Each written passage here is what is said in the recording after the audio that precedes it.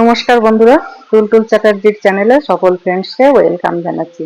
হর হর মহাদেব, জয় বাবা মহাদেবের জয়। তো কেন বললাম জয় বাবা মহাদেবের জয়? মহাদেবকে তো আমাদের সঙ্গে রাখতেই হয়, সব ইচ্ছা পূরণ হয়। আমাদের যা মনের যে ইচ্ছা, যা স্বপ্ন, সেগুলো কিন্তু পূরণ হবে। আপনারাও বিশ্বাস করেন, সেই জন্যই আপনারাও তারকেশ্বরে ছোটেন, আমরাও ছুটি। এবং ঘরেতে যে মহাদেব আমাদের প্রতিষ্ঠিত আছে, বা আমরা মহাদেবকে কিন্তু সঙ্গে রাখি সবসময়। মহাদেবের পুজো তো আগে আমরা করবই। এখন শ্রাবণ মাস চলছে, তো শ্রাবণ মাসে তো মহাদেবের জন্ম মাস, বাবা মহাদেবের, এবং সোমবার হচ্ছে মহাদেবের জন্মবার। এবারে শ্রাবণ মাসে 5টা সোমবার পড়েছে। তো আপনারা দেখেছেন তারকেশ্বরে এবারে নতুনত্ব কি এসেছে।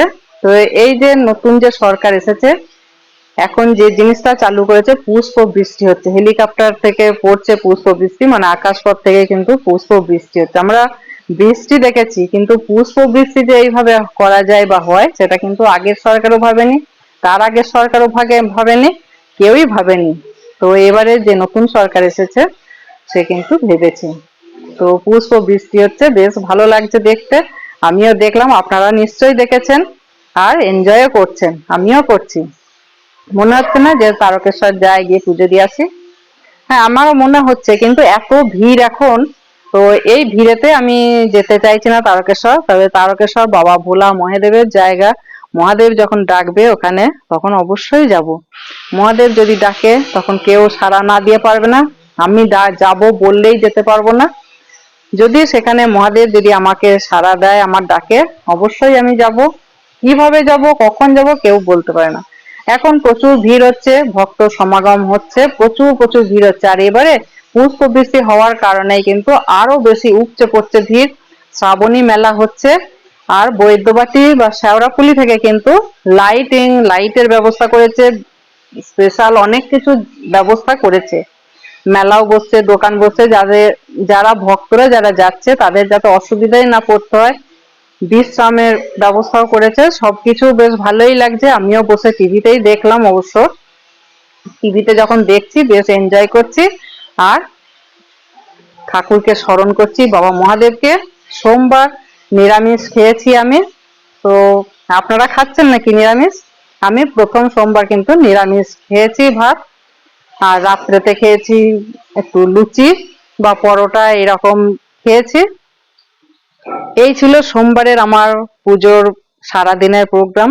আর টিভিতে দেখেছি, খবরে দেখেছি যে পুষ্প বৃষ্টি হচ্ছে, বেশ ভালো লাগলো, এটা এনজয়ও করলাম। বেশ নতুনত্ব আনছে এই সরকার, এখন যে এসেছে, নতুন যে সরকার এসেছে, অনেক কিছু কিন্তু নতুনত্ব আনছে, দেখার আগ্রহ বাড়িয়ে দিচ্ছে, আর এনার্জি বাড়িয়ে দিচ্ছে। মানুষের মনকে একবারে ছুটিয়ে নিয়ে যাচ্ছে কোথায় না, তারকেশ্বর বাবা ভোলা মহাদেবের যে মন্দির আছে তারকেশ্বরে, সেই তারকেশ্বরের মন্দিরে কিন্তু সবাইকে নিয়ে যাচ্ছে টেনে। আমিও যাব, দেখি কবে যায়। তবে 5টা সোমবার আছে, 5টা সোমবার নিরামিষ খান।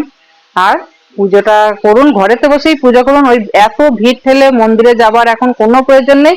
মন্দিরে গেলেই যে আপনি যে পুজো দিতে পারবেন সুষ্ঠুভাবে, আপনার যে মনস্কামনা পূর্ণ হবে, তা কিন্তু না। আপনি ঘরে বসেও মহাদেবকে স্মরণ করুন, মহাদেবের পুজো করুন। আপনার ঘরেও তো মহাদেবের শিবলিঙ্গ আছে, সেই ঘরে বসে মহাদেবকে যদি পুজো করেন, মহাদেবের সামনে আপনি সাদা ফুল বেলপাতা দিয়ে যদি পুজো করেন, আর 3বার যদি বলেন ওম নমঃ শিবায়, ওম নমঃ শিবায়, ওম নমঃ শিবায়, এই 3বার এই মন্ত্রটা উচ্চারণ করবেন, সব আপনার দেখবেন যে স্বপ্ন পূরণ হবে, ইচ্ছা পূরণ হবে, সফল হবেন। যে কাজেই আপনি যাবেন, সেই কাজেই কিন্তু সফল হবে।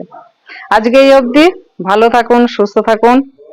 আবার নতুন কোনো ভিডিও নিয়ে আসবো, আপনাদের সঙ্গে শেয়ার করব সেই ভিডিও। আজকে এই অবধি, নমস্কার, থ্যাংক ইউ।